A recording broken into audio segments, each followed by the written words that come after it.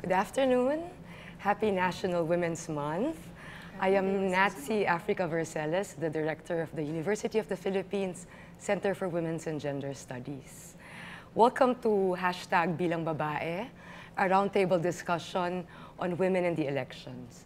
The UP Center for Women's and Gender Studies and the UP Center for Women's and UP Center for Women's Studies Foundation Incorporated, in partnership with the Embassy of Canada and the Angat Buhay program of the Office of the Vice President of the Philippines, recently concluded what we hope was just the first run of our Angat Bayi Women's Political Empowerment Fellowship Program. Angat Bayi is a comprehensive program that aims to encourage women to be politically active, develop their capacities and skills on feminist leadership, and carry a clear and strong women's agenda. Our first batch of fellows was comprised of 18 incumbent elected officials of cities and municipalities from all over the country. We thank Rappler for hosting this live panel, an invaluable opportunity for us to discuss and share key issues that were surfaced in the course of the program. It's also at an opportune time, given that the elections are less than 2 months away. Yeah.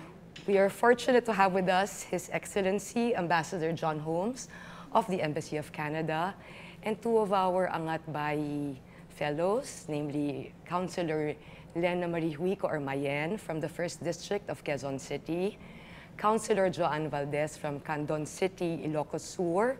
We also have with us Dr. Caroline Sobricheo, former Dean of the UP Asian Center, also former Director of the UP Center for Women's and Gender Studies, and an Angat Bayi mentor. Thank you all for being here. Thank you. Thank you. Okay, so we'll just get going. This is the current context. In the 2016 national elections, only 21.5% of all elective posts, including those in the ARMM, were won by women candidates. This includes, of course, our Vice President, and then 2 senators out of 12, 28.6 of the members of the House of Representatives, 23.5% of all governors, and 23.2 of all vice governors. What would account for the continued low representation of women in elective positions in the country? I think it's may also be cultural. Like for us in Quezon City, we are a third women, so that's 12 councilors out of 36. And what's interesting is among all the female councilors, we all came from a male predecessor, a male official who passed on or who had a female family member who took over after. I think it may be cultural because our society is also still pretty much so patriarchal, and leadership roles are still very much given, or males are looked to for leadership roles. The fact that it took a male to trailblaze and to open the door for a female to take a position or to be elected, I mean, that's a huge thing for me. You're talking about female relatives? Yes. All of us came from a male. For instance, in your case? In my case, it was my brother who was councilor before I ran. Okay. In Vice Mayor Joy Belmonte's case, it was her father. And for all, without an exception, all of us, the third of the council and all female candidates and officials, we all came from a male official, a family member who was male. There we have not, I don't know if we can check the stats, but I'm not sure if we've ever had a female official who has passed on the torch to a male relative. Yes. But there are also female politicians who won despite not having taken over the position of a male relative. That has happened in Quezon City. Yeah, so far pretty much it's been, of all who are already holding positions now, all have gotten it from a male. This is in all 6 districts of Quezon City. Yes. It's interesting. Yes. Yeah, that's Carol. really interesting. Well, yes, she said it very well that we have women leaders, but our political leaders mainly come from political families. In other words, it is relatively easier for them to assume political positions because of the legacy and the nurturance that is being given by other relatives. The other factor, I think, has to do with the readiness of women who don't come from political families. It's difficult for them. No one would nurture them, how to play politics. So this, to me, is a very serious problem, I think, but we can do something about it. Yes.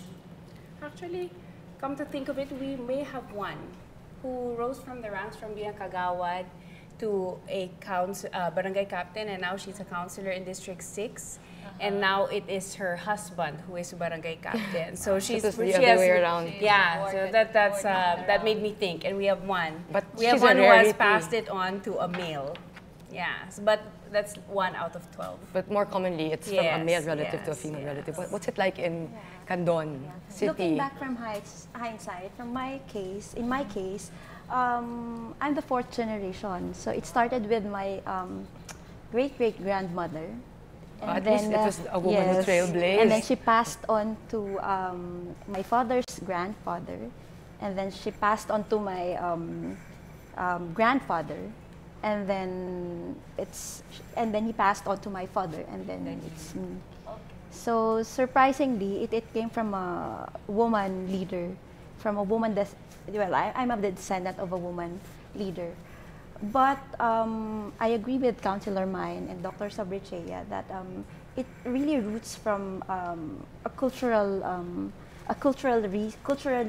related reason as to why we have few women politicians up to this day and age.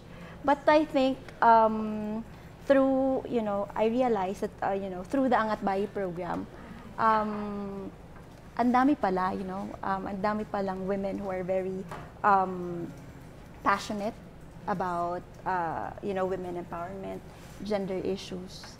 So, yeah. But despite the lack of representation by women in elective positions, would you still say that the women's agenda nonetheless is highlighted by the current administration? Mr. Ambassador, what do you think? I just want to make a comment on what we've been discussing, and I think one of the things, we've got challenges in Canada too. I mean, we are trying to promote more equity in terms of political participation, and it is challenging. I mean, sometimes finding the right candidates with the self-confidence, the tools to get themselves elected is challenging. Where some of the political parties have tried to focus on internal changes, so to make sure that there are a sufficient number of candidates. And here, I think you've indicated there's more of a family tradition, there's more of a different cultural context, and political parties, as I understand it, I'm relatively new, but don't seem to be as strong as they are in other parts of the world. So maybe that's one way to change. But despite the numbers that you mentioned, I mean, I am extremely impressed with the Philippines and the many dynamic women that I've met here. You're not just saying that. I'm not just saying that, no. Just making exactly, sure. You are very good examples, but government, academia, and in business. And I think there's been some very positive things that have happened in the 2 years that I've been here. I mean, some of our focus is on women's issues, obviously. We have a feminist international agenda. We've just seen recently Congress pass changes to the maternity leave. This is very important for women in any business, including politics, to have that ability to take time off, to nurture the family, and then to return to their work. I'd like to see, just put in a point, paternity leave, which is not long enough for you? Well, no, but and it's not just for men. It's, if the man has paternity leave, which can be set along complementary to maternity leave, then it helps support the women in terms of going back to their jobs, and of course in raising the family. And also reproductive health, that's a very important issue, getting the information to young women so that they can plan their families in a safe way. This is very important, and we've seen some positive developments here, and so kudos to the government in, say, those two areas. So we're doing well, you think? Well, yes, you're doing well, but there's always room for improvement. And that's the same in Canada, it's the same in all countries. No matter how much is being done, how much countries say we're doing a great job, there's always more that can be done. And certainly our Prime Minister has reiterated that in the context of Canada. We can be doing better ourselves at home. No, that's something we should aspire to, actually. Okay, given that, again, we have very few women in elected office, do these women, in your view, carry a women's agenda? I mean, there are so few of them already. We hope that at least the ones who are there are actually promoting women's, empowerment, gender justice, gender equality. Is there any hope? For sure there is, Okay. because there are many gender advocates, there are many women empowerment advocates, but I cannot say that all of the women who are elected actively push for a women's agenda. I don't think it's an automatic thing that top of mind, it's an agenda that you automatically, because some aren't too keen on it. Some would rather focus on transportation. Some would rather focus on other social services that are being offered to their constituencies. I think it's a personal thing also. Like for me, I can only, of course, speak for myself. I've been an advocate for the longest time, so it's a personal thing for me. It's a personal to political thing, but I cannot speak for the rest of our female leaders if it is an automatic thing for them. Why is it not necessarily automatic, Joanne? Well, because I believe that it's political convenience sometimes. Yeah. Sometimes it makes you think. For instance, like in my case, I filed the anti-catcalling ordinance. So the council didn't actually approve it. So they said they will just include it in our gender and in our GAD code. Mm-hmm. So yeah, so I think sometimes they don't let you pass because you're not part of the administration. Yeah. So I think that's one of the biggest challenges also. But I'm very hopeful that there are a few women who really carry women's agenda, and it's a continuous battle. It's a continuous work. So we shouldn't give up. I think it's also the climate and the LGU that you're in. Like for us, when we passed the anti-catcalling ordinance, when I passed that in 2016, March 7, actually, we just celebrated our anniversary. I can't say it was easy, but because it was a shared advocacy of our vice mayor, of our mayor, it was more convenient to pass it. It wasn't difficult to pass it because it was already a shared advocacy. Also with our gender fair ordinance, which is our anti-discrimination ordinance on the basis of sexual orientation, gender identity, and expression. While it took so long, I deliberated that for 8 hours or 7 hours or so. The questions that were asked were out of clarification. It wasn't really because they were opposing the ordinance. But again, I go back to because it was a shared advocacy. It was something that the leadership also wanted passed. And it was shared not just by the women leaders, but also Yes, the male leaders. yes, yes. So does it matter then? Yes. I mean, I think it's critical that you get men supporting women's issues. And on some of these issues, I think it's also important to stress it's not just a women's issue. I mean, the catcall one is a very good example. It's about safe cities. And it's about a climate that allows people to be comfortable, whether they're women, LGBTI, or young boys, young men. So I think to portray it just as a women's issue, I think is limiting it unnecessarily. I think it's a broader issue. And I think if you make that kind of case, maybe you can get more and more men supporting it because they see it's in the interest of the local community. In the national level, well, we're already waiting for the signature of The Safe Cities. yes, the Safe Safe Spaces Act. Act. Yeah, we're waiting for President Duterte's signature for it to be a law. That would be great. We should have that soon. Yes.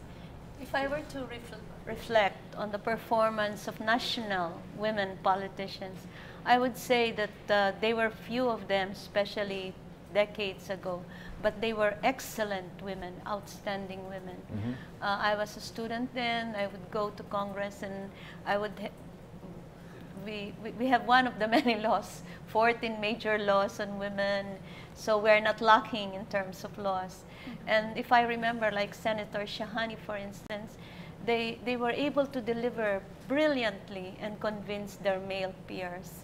So there were very few women leaders in national politics, but I, as a young faculty member then, trying to help craft, because we were always requested to draft, to help.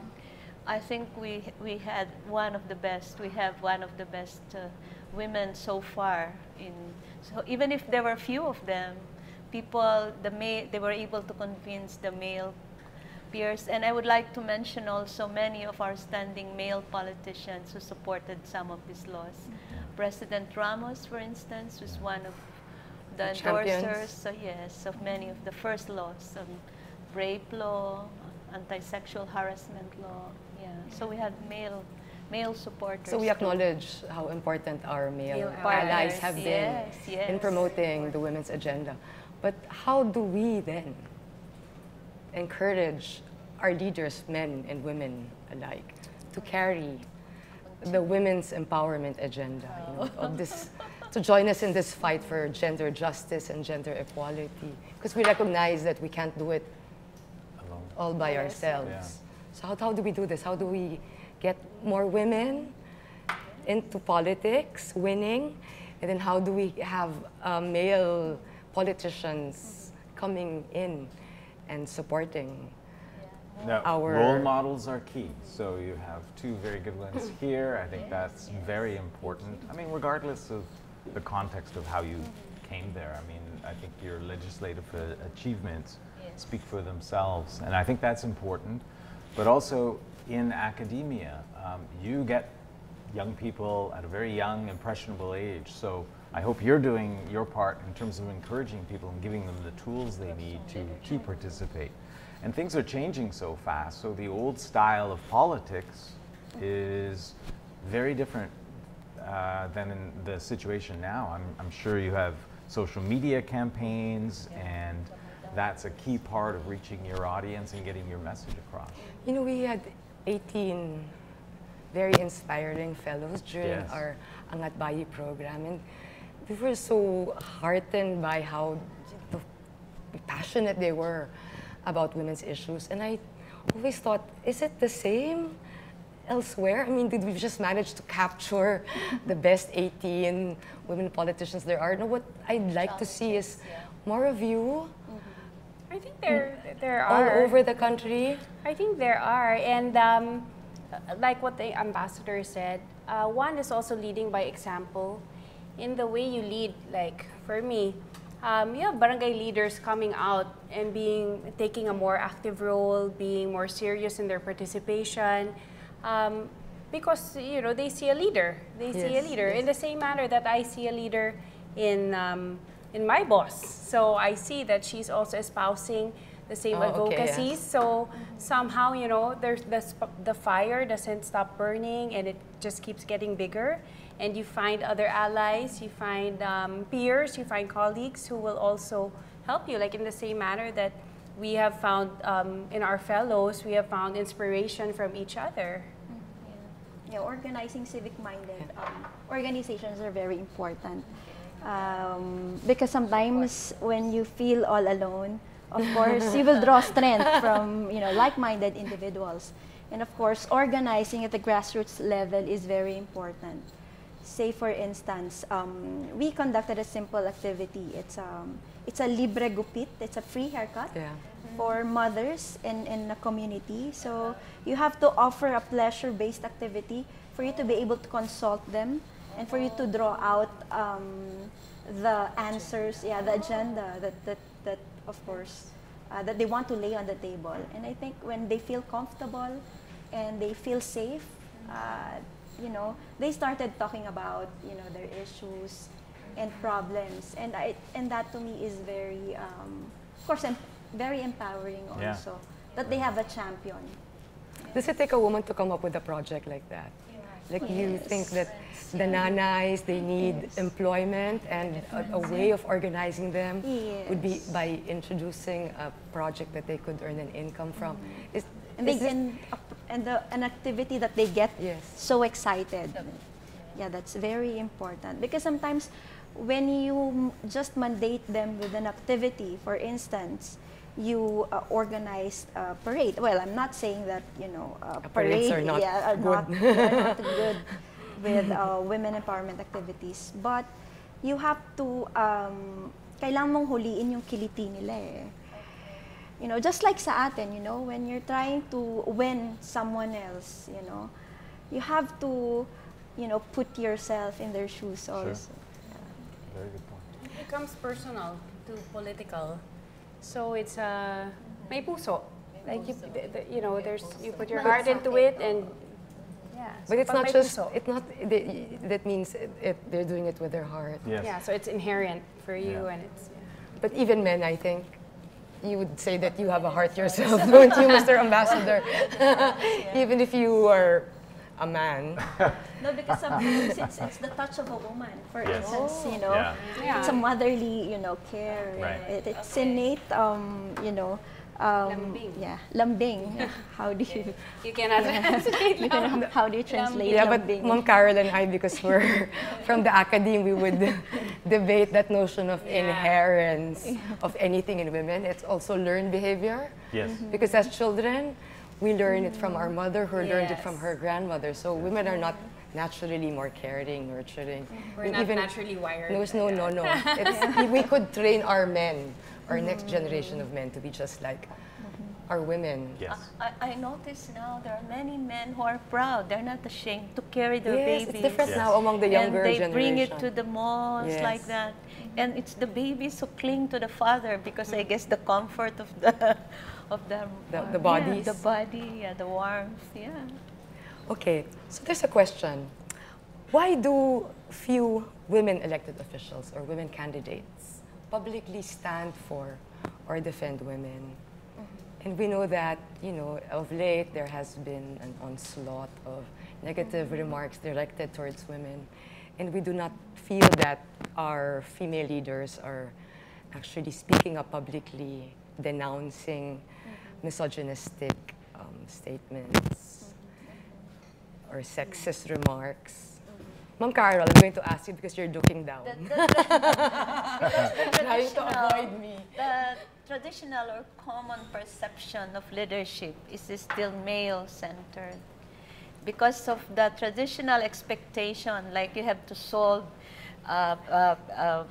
peace and order problems, there is war, but if you change culture, there is more peace than maybe. So it's a male-centered demand yet. We want men who can control the police, men who can control the robbery, the you know, peace and order situation, and who can command really with the voice and physical strength. I guess we have to change the culture of leadership itself. And the culture should be? Should be gender sensitive and gender responsive.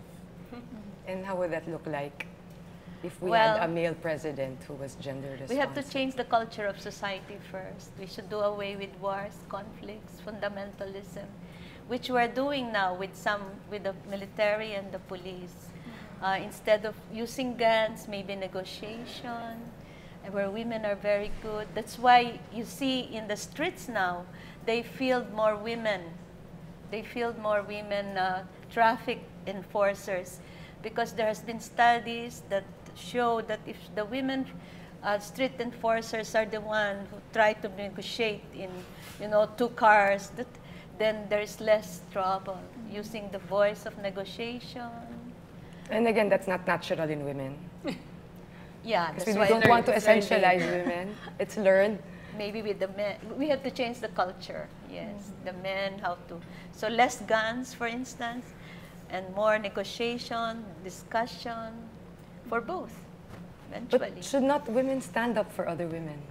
I think, on the flip side also, Very complicated there are women champions in LGUs everywhere. And there are also women leaders who stand for not just gender issues, women empowerment. We have women leaders who are, whose expertise are health, or expertise is, I don't know, trade, or I mean, that may also be, I mean, that's not necessarily a bad thing. No. To me, it may also be a good thing that they are not limited to just women issues, and that they are going beyond gender issues, and they're, they're being more active, they're being more participative in other areas of government, and not just gender issues or women issues. But gender issues are cross-cutting. Yeah. Even in the area of health, Yeah, even in the area of conflict. Actually, So if that was supposedly my answer to how do we involve more women, more leaders in these gender issues, is that you cross their area of expertise to, let's say, health, and you marry it with a women-centered issue, or at least you get more of the males or the females who are not necessarily women advocates or gender advocates, and at least you get them to be involved. You get them to have a stake on women's issues, because you marry these issues with other issues that are visceral to them, that matter to them. One very good example is in Naga City, they have this fathers for breastfeeding or something like that, males for breastfeeding. So, as you mentioned, it's really cross-cut, among all other areas, not just gender per se.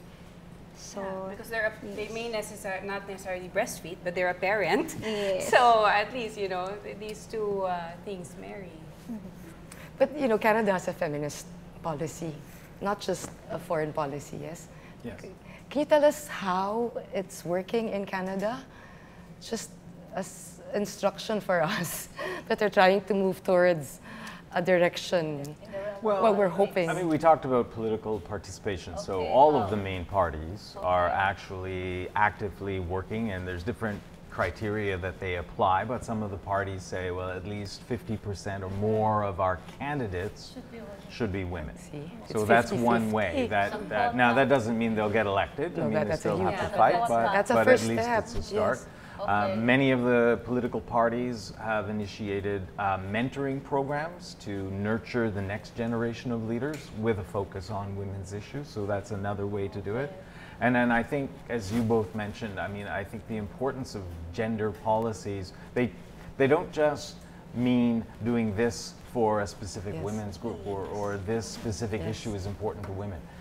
Every issue matters to women. Every issue. That's right. And you mentioned, defense and armies and stuff. This is an increasingly important issue for women, both as participants in joining armies and stuff. We have an initiative at the UN on the importance of women's peacekeepers. Peacekeepers, yes. And they'll be actually talking about this at the UN next week at a ministerial meeting. I mean, who would have thought peacekeeping would be an issue of importance issue? But it's doubly important. One, getting women as peacekeepers, because I think they bring a different set of values sometimes, and a different sensitivity to what is a vital international activity.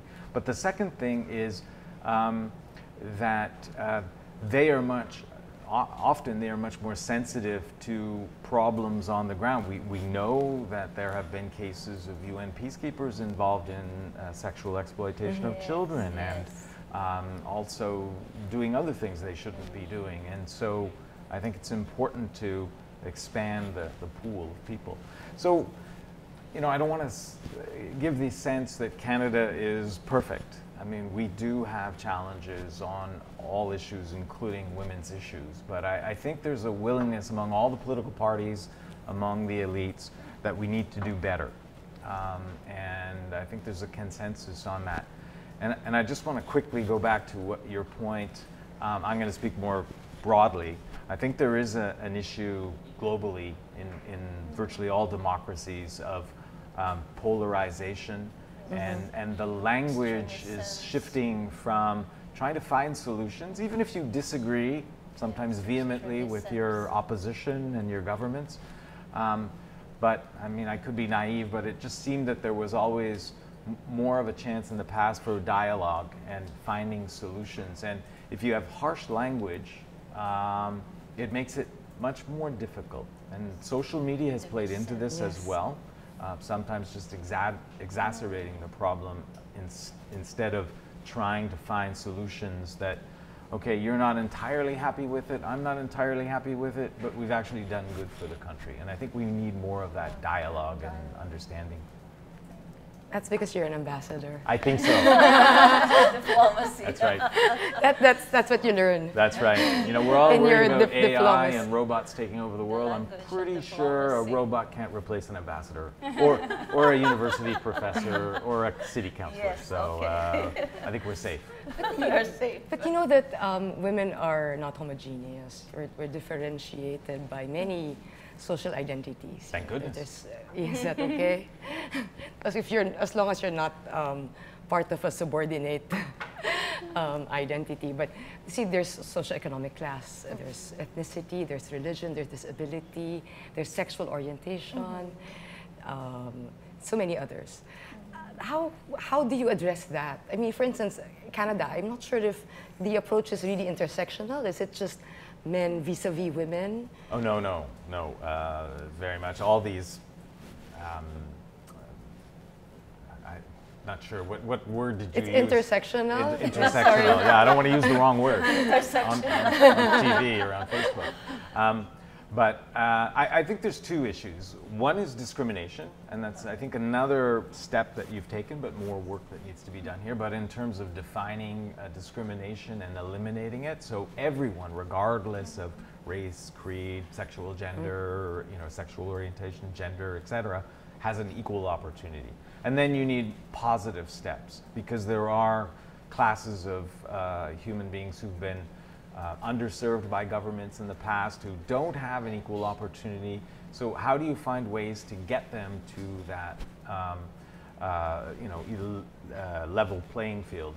And that's a challenge. The positive enforcement, positive reinforcement. It's not easy, because it's both, it takes money and also changing culture and attitudes. Yes, Ma'am Carol. The global culture now in pushing for gender equality and within the context of democracy is what we call affirmative action, yes, because of intersectionality.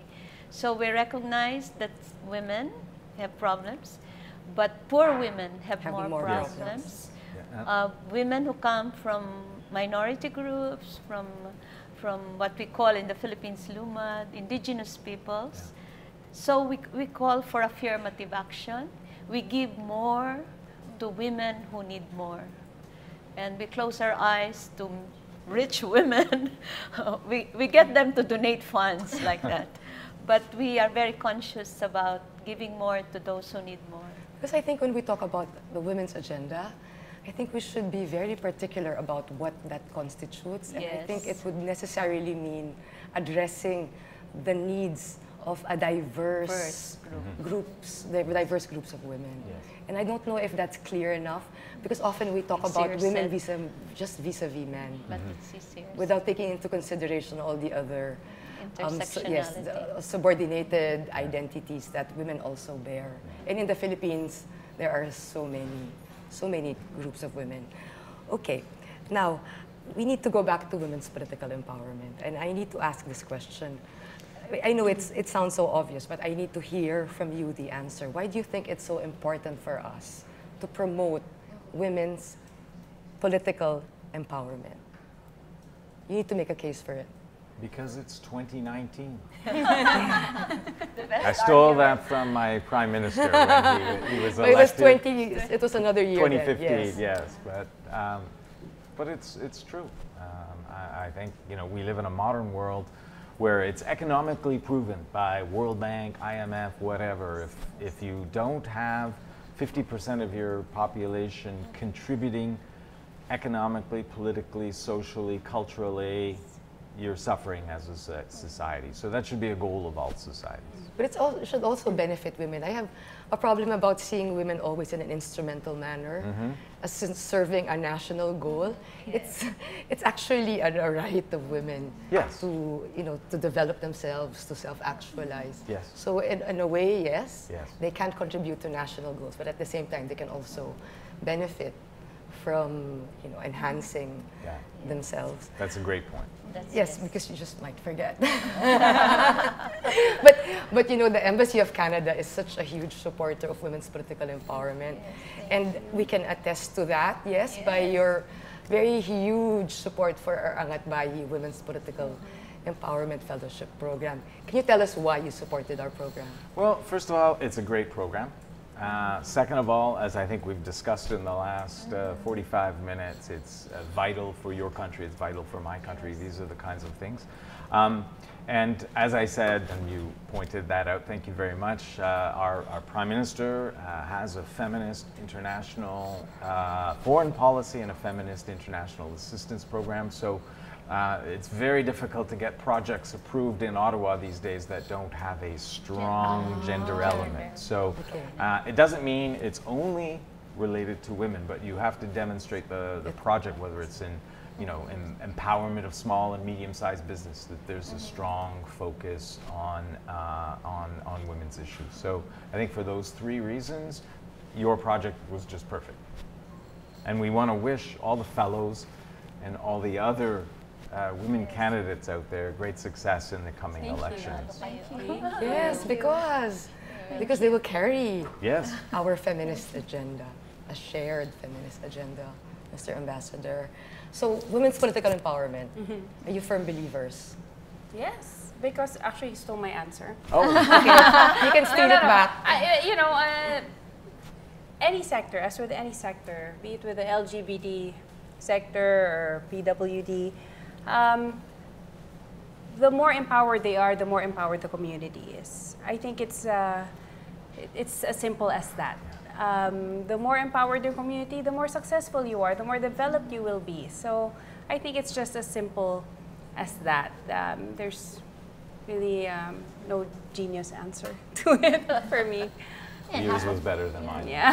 Half of the sky is composed of women, so we should represent them. Yeah, and that's 50% automatically. If you don't empower that, you're 50% dead, pretty much. So. But we're not romanticizing women political leaders. We're not saying that all women political leaders are actually working for the betterment of women. So why can't we just cultivate more male allies, since there's so many of them anyway? Why is it that, why do we need to keep on pushing for women to run and win? Epistemology. Okay, what is the epistemology? You can speak better if it comes from your personal experience. Personal You can articulate it. Sorry, I became so. Go ahead, Mom. So the reality is very valid. So if you're a political leader pushing for extended maternity leave, it's more real to you. It's more felt, are you saying? Yes, yes. Then the reality as well as the knowledge that comes from it. But of course, men can also read the books, but it's different if you personally experience it. We've had male champions who fought hard for our reproductive health and rights, for instance.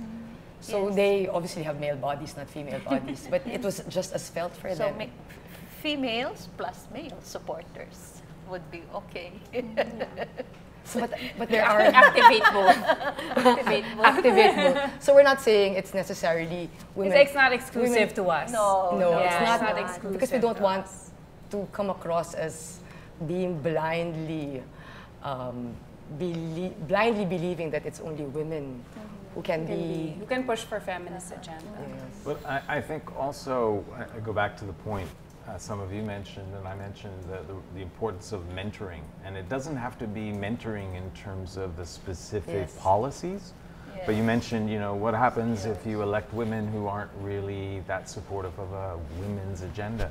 But just the fact that they are getting elected, that they are achieving this on their own will be, I think, a spin-off effect, get more and more people. So if you look at 20 years from now, 30 years from now, where 70% of Congress is women, that will have been achieved by the gains that you make now. I Yes, just ma'am. want to make a point. I push for women in leadership position, but I also push for personal choice. The women should have the choice whether to stay at home and rather take care of the baby or to become a municipal councilor. We push for them to become leaders, but at the end of the day, they should reflect and make a personal choice too. Or both. Or both. Yeah.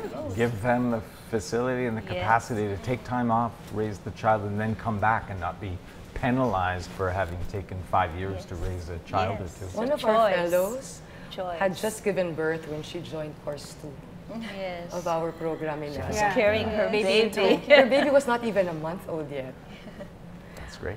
Actually, there are many victories like that. Even before those breastfeeding photos went viral, let's say for me, when I passed the anti-discrimination ordinance, I was on maternity leave. Wow, I was okay. breastfeeding. And the Oh. vice mayor had to say, we have to pause for a 10-minute recess to give way to Councilor Rico's breastfeeding. That's great. So even before it went viral, we have many champions, you know. Already. Yeah, that are silent Yeah. heroes on their own, silent champions. And I think that in itself is already an example of pushing for a women's agenda and making sure that that people recognize that we're there. Yes. Okay, so how do we promote women's political participation? If we have to take concrete steps towards this goal, how would we do it immediately?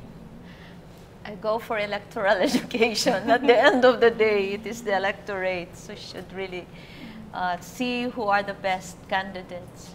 So I think I would push for electoral campaigns, electoral education, showcase the achievements and the potential contributions of women political candidates. How would you do it, Ma'am Carol? You would go around the country educating our voters?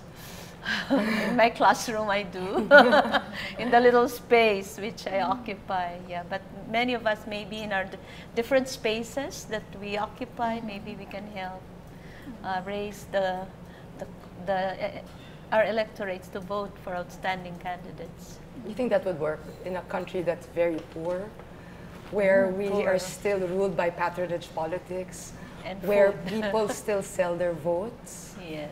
So would that work? Would teaching them how to vote well and wisely work if they were indebted to political patrons, leaders? I'm just asking Ma'am Carol because I want From my a personal realistic solution. Experience, we always worked around the communities in our campus. So we would do our campaign, and I'm glad to mention that the local political leaders in our campus have almost equal number of female candidates. This is in Great. UP?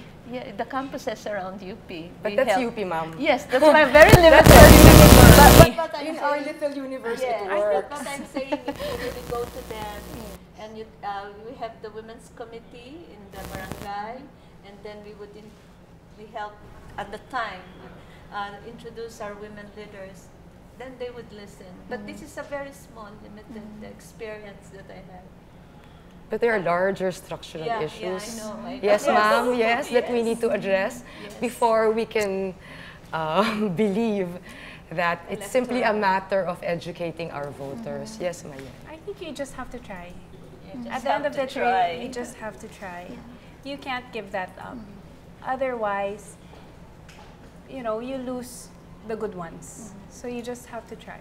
How do we encourage women to run for political office? Yes, that's an How do we do it? Well, I think mentoring programs are so critical, and not just having women mentor other women, but get members of Congress, male and female, get civic leaders. It's not easy. I understand the societal context here, but you know, I think back 100 years ago when women in North America, Europe were fighting for the vote. They were being thrown in jail, they were being hosed by water, they were told there is no chance you're going to get it. And less than a generation later, they had the vote in virtually all countries. So it's very easy to give up because the mountain is high to climb. But if we stopped, nothing would get accomplished. So I like your spirit. Keep fighting, keep trying different things. One of the small elements of our Prime Minister's feminist foreign policy is to have roughly 50% of our ambassadors and consul generals as women. And you don't want to appoint people who aren't prepared for the task. So how do we get to that, which, by the way, we're very close to that goal. But we have mentoring programs. And it's not just the women ambassadors that we've had, some wonderful women ambassadors. By the way, I've been mentored by women, senior women in my department. No wonder you're so good. Yeah, exactly. Well, I'm also married to a very strong, dynamic spouse who, whenever I start to stray, she sets me back on track. So I think that's been a key to my career and my success. But I think these kinds of mentoring programs, they cannot be underestimated, to give people the confidence and stuff. So I'll start raising that with the congressmen, congresspeople, members of Congress, senators. Yes. I want to see you get out there and sponsor and mentor some young women for future generations, and not just members of the family. Yeah. Of course, we have to, at the grassroots level, we have to organize them. Honest to goodness, community organizing, because sometimes they're being organized by mandate. Sometimes it should be openly decided by them that we need this organization, we need this how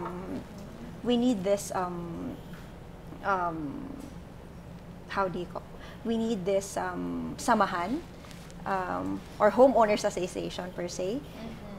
They can start there. Start small. It doesn't have to be grand, but at least when you give them a reason or a germ for them to be actually become aware of all the things that are happening, and they too are they can help address their problems, their issues. I think baby steps were actually achieving somehow, but we still have a long way to go.